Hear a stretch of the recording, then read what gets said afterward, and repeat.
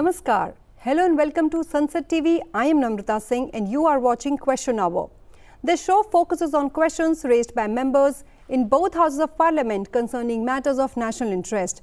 In the Rajya Sabha, members from various parties posed questions related to 13 ministries and sought responses from the respective ministers. In the Lok Sabha, members from diverse parties raised questions pertaining to 9 ministries and sought responses from the respective ministers. Now, let's take a look at some of the important questions and their replies. Lok Sabha MP Kuldeep Indora asked the Minister of Environment, Forest and Climate Change whether the government has implemented a ban on single-use plastics prohibiting the use of similar items. If so, the details thereof, and steps taken or proposed to be taken by the government to ensure implementation of the ban, along with the steps for enhancing the availability of economically viable non-plastic substitutes.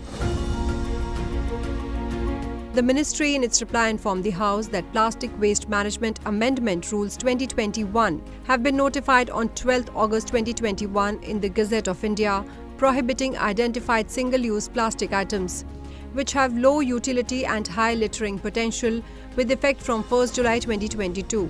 It has prohibited single-use plastic items which have low utility and high littering potential with effect from 1st July 2022, White Plastic Waste Management Amendment Rules 2021. The notification also prohibits manufacture, import, stocking, distribution, sale, and use of plastic carry bags having thickness less than 120 microns, non-woven plastic carry bags less than 16 gram per square meters, and a complete ban on sachets using plastic material used for storing, packing or selling gutka, tobacco and pan masala. Separately, as per CPCB annual report, 35 states or union territories have issued notifications or orders introducing regulations pertaining to complete or partial ban on plastic carry bags and or identified single-use plastic items over and above PWM rules. The ministry in its reply further informed the states and UTs have undertaken regular enforcement drives to implement ban on identified single-use plastic items. Further, CPCB, SPCBs, PCCs also focus on items which are sold as alternatives to banned SUP items such as paper plates covered with plastic sheets but which are actually banned SUP items. A total of over 60,000 inspections have been undertaken, of which fines amounting to over 19 crore rupees were imposed and 1,963 tons of plastics were seized. Further, for effective monitoring of ban on identified single-use plastic items and plastic waste management in the country, the following online platforms are in operation. These include National Dashboard for Monitoring of Implementation of Comprehensive Action Plan, CPCB Monitoring Module for Compliance on Elimination of Single-Use Plastic, and CPCB Grievance Redressal App. Further, to encourage innovation in development of alternatives to banned identified single-use plastic items and digital solutions to plastic waste management, hackathons are organized with concerned central ministries. The ban on identified single-use plastic items has triggered development of innovative eco-alternatives. In keeping with the development of eco-alternatives, Bureau of Indian Standard has notified Indian Standard IS 18267 for food serving utensil made from agri-byproducts.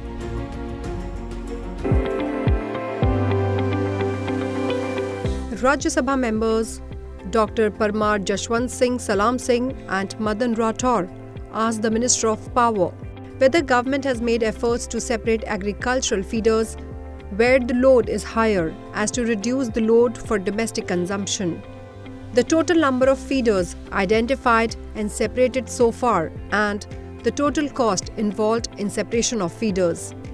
The ministry in its reply informed the House that the Government of India has emphasized segregation of mixed load feeders having more than 30% agricultural load into agriculture and non-agricultural feeders with the objective of efficient load management.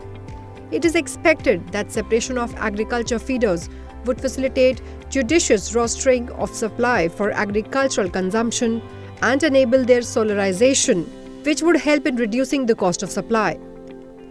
It will also help in providing reliable and quality supply to non-agricultural consumers in the rural areas.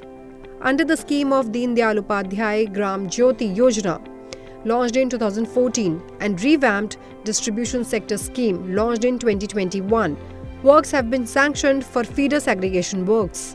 Under DDU GJY, 7,833 feeders were segregated with the project cost of over 10,000 crore rupees, and the scheme stands closed as on 31st March 2022.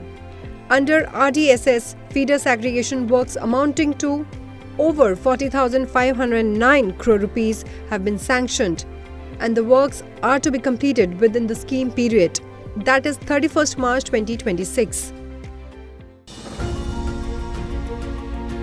Lok Sabha MP G. Lakshmi Narayan asked the Minister of Skill Development and Entrepreneurship details of total number of centers of excellence for skill development established across the country, details of number of beneficiaries trained by COEs in each state, including details of placements or employment outcomes, and whether there are any proposals to expand or establish additional COEs in the future across the country, especially in Andhra Pradesh.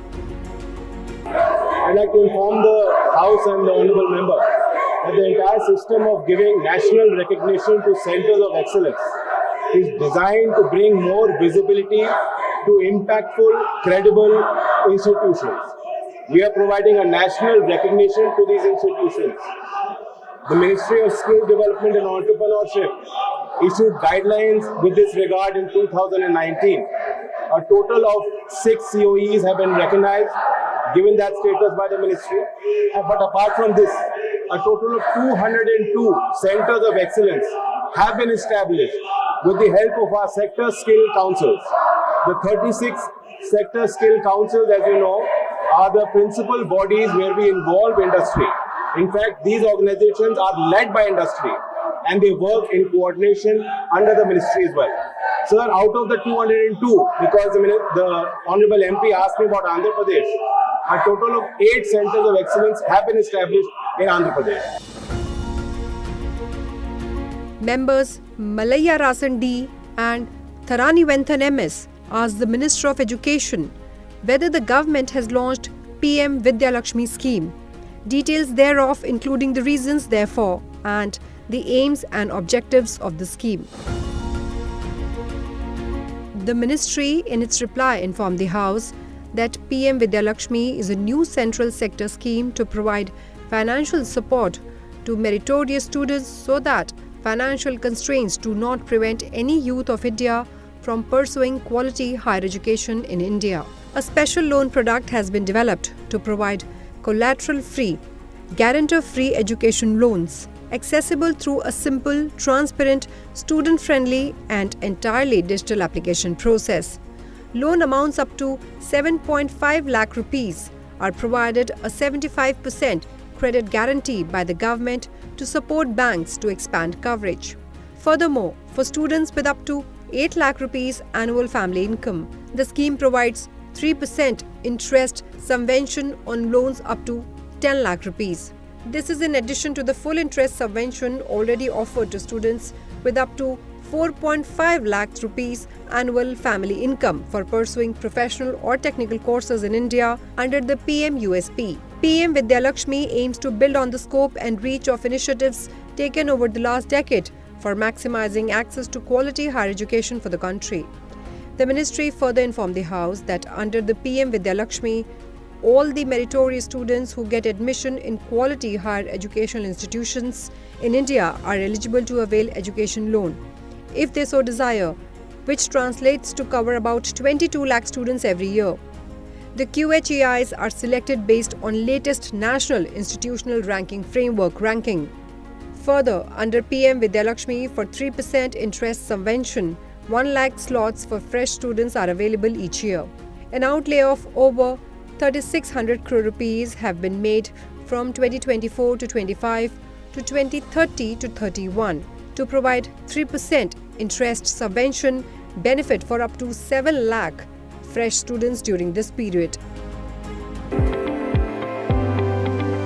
Rajya Sabha MP Dr. V. Sivadasan asked the Minister of Housing and Urban Affairs the number of houses built under Pradhan Mantri Awas Yojana during the last 5 years, the amount allocated in budget estimates to PMAY during the above said period, and the total amount spent by government under PMAY.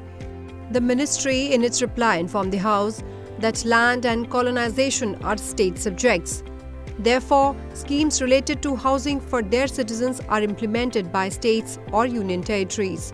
However, Ministry of Housing and Urban Affairs supplements the efforts of state or union territories by providing central assistance under Pradhan Mantri Awas Yojana Urban since June 25, 2015 to provide Pakka house in urban areas across the country. Based on project proposals submitted by the state or union territory, government under PMAY-U, a total of 118.64 lakh houses have been sanctioned by the ministry, out of which 114 lakh have been grounded and more than 88 lakh are completed or delivered to the beneficiaries as on 11 November 2024. The remaining houses are at different stages of construction. Well, that is all I have for you in this edition of Question Hour. Stay tuned and thank you for watching Sunset TV.